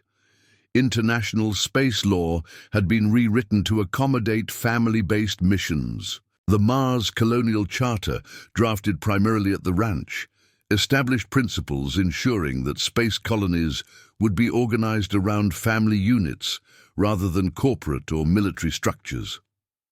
The document had been signed by every spacefaring nation and several that weren't yet but aspired to be. Rebecca's business acumen, developed through years of managing the ranch's complex operations, had proven essential for organizing these vast international collaborations. She had become as comfortable negotiating with heads of state as she had once been waiting tables, though she never let the power and recognition change her fundamental values. The ranch's educational programs had expanded to include preparation for space careers, but with the Martinez emphasis on maintaining human values and family connections. Students learned advanced physics and engineering, but they also studied poetry, music, and philosophy. The goal wasn't just to create competent space travelers, but wise space citizens who could establish sustainable cultures beyond Earth. Mrs. Patterson, now 88 but still energetic thanks to medical advances developed at the ranch, had become the unofficial historian of humanity's transition to a spacefaring species. Her documentation of how families adapted to increasingly complex technological environments provided crucial insights for designing space habitats. "The secret hasn't changed," she told a documentary crew filming aboard the space station. "Whether you're pioneering Montana ranches or Martian settlements, success comes from keeping families together and remembering that all the technology in the universe can't replace human connection." The ranch's influence had sparked similar developments worldwide. Africa's first family science space center had been established in Kenya, developing unique approaches to space agriculture based on indigenous farming wisdom combined with quantum physics. Scandinavia's Aurora research families had created innovative radiation shielding technologies by studying electromagnetic patterns in the polar regions. Each new center adapted the Martinez model to local cultures and environments, creating a diverse global network of communities working toward humanity's cosmic future. The ranch served as the coordination hub, but power and innovation were distributed across dozens of sites worldwide. The psychological research emerging from these communities had revolutionized understanding of human potential. Children raised in family science environments showed remarkable resilience, creativity, and collaborative ability. They developed what psychologists termed systemic thinking, the ability to see connections between apparently unrelated phenomena and find innovative solutions to complex problems. Rebecca often marveled at how her children had surpassed every expert projection for their development. But more than their individual achievements, she was proud of their character. Despite growing up with unprecedented privilege and opportunity, they remained grounded, empathetic, and committed to using their abilities for humanity's benefit. The financial management of the ranch's expanding operations had become a study in ethical wealth distribution. Rather than accumulating riches, the Martinez family had created systems that continuously redirected resources toward expanding opportunities for other families. The ranch operated on what Diego had called generative economics, wealth that created more wealth for others rather than concentrating in private hands. This approach had inspired a new movement in global economics. Major corporations and governments were adopting Martinez principles for resource allocation, prioritizing long-term human flourishing over short-term profit maximization. The ranch had proven that this approach was not just morally superior, but economically more effective. The space station experiment was nearing its conclusion, but the results had already exceeded every expectation. The family had demonstrated that complex space missions could be conducted by intact family units with superior results compared to traditional crew configurations. Their work had laid the foundation for humanity's first permanent family-based space colonies. As Rebecca prepared for their return to Earth, she reflected on how completely her definition of home had evolved. The ranch would always be their anchor, but they had proven that families could create the conditions for human flourishing anywhere, in underground laboratories, in Earth orbit, or eventually on distant worlds. Isabella had been accepted to an unprecedented joint doctoral program that would allow her to complete her dissertation while participating in the first crewed mission to Jupiter's moons. Diego was designing the agricultural systems for Mars Colony 1, scheduled to accept its first permanent families within the decade. Sophia had been invited to establish educational programs for the Lunar Research Station, where children born in space would need specialized learning approaches. The trajectory of their lives seemed almost impossibly ambitious, but the ranch had taught them that extraordinary achievements became possible when families supported each other and worked toward goals that benefited everyone. They weren't just space pioneers. They were ambassadors for a new way of human existence that honored both technological advancement and timeless values. "You're safe now. We're taking you home to your families." Dancing Hawk worked beside her, her native healing techniques providing comfort in ways that white medicine alone could not. She sang soft songs in Crow while treating minor cuts and scrapes, her voice seeming to ease the children's terror even though they didn't understand the words. As medical care gave way to gentle conversation and reassurance, the children began to share fragments of their ordeal. They spoke of kindness shown by one young renegade warrior who had shared his food with them and protected them from others who might have harmed them.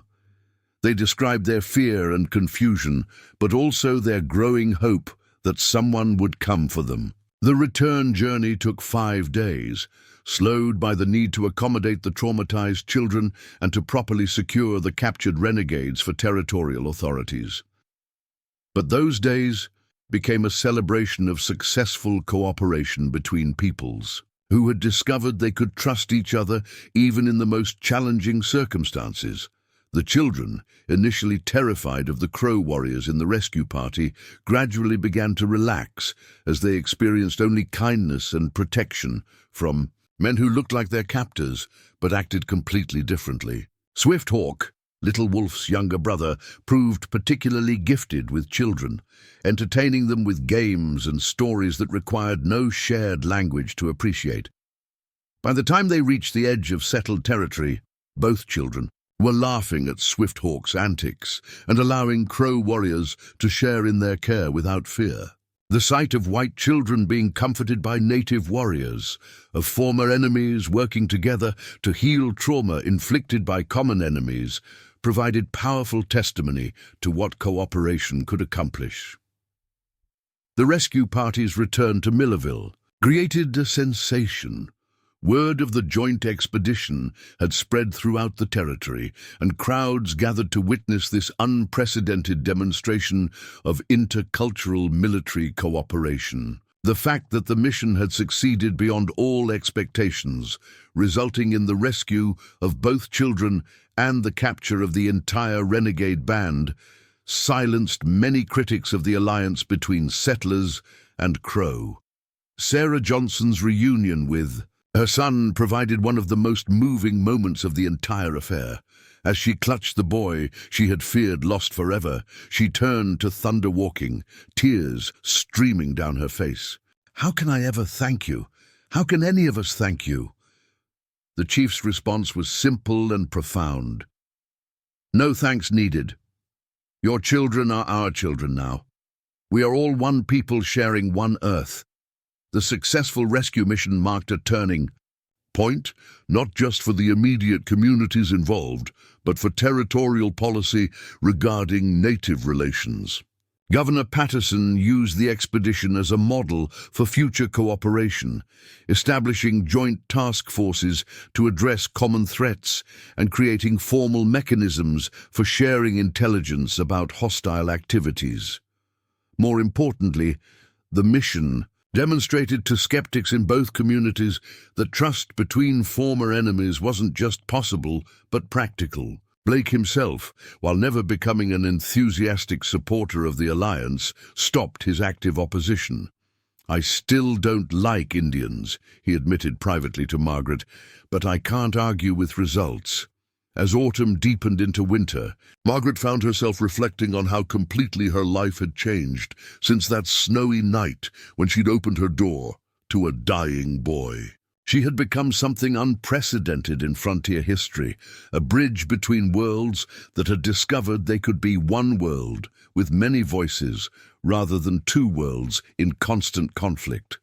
The medallion created to commemorate the peace had become a symbol recognized throughout the territory. Copies were struck and distributed, carrying the message that cooperation offered more security than conflict, that trust could triumph over fear, that individual acts of courage could reshape entire societies. Little Wolf, now a respected leader preparing to assume greater responsibilities within the Crow Nation, visited Margaret frequently throughout that winter.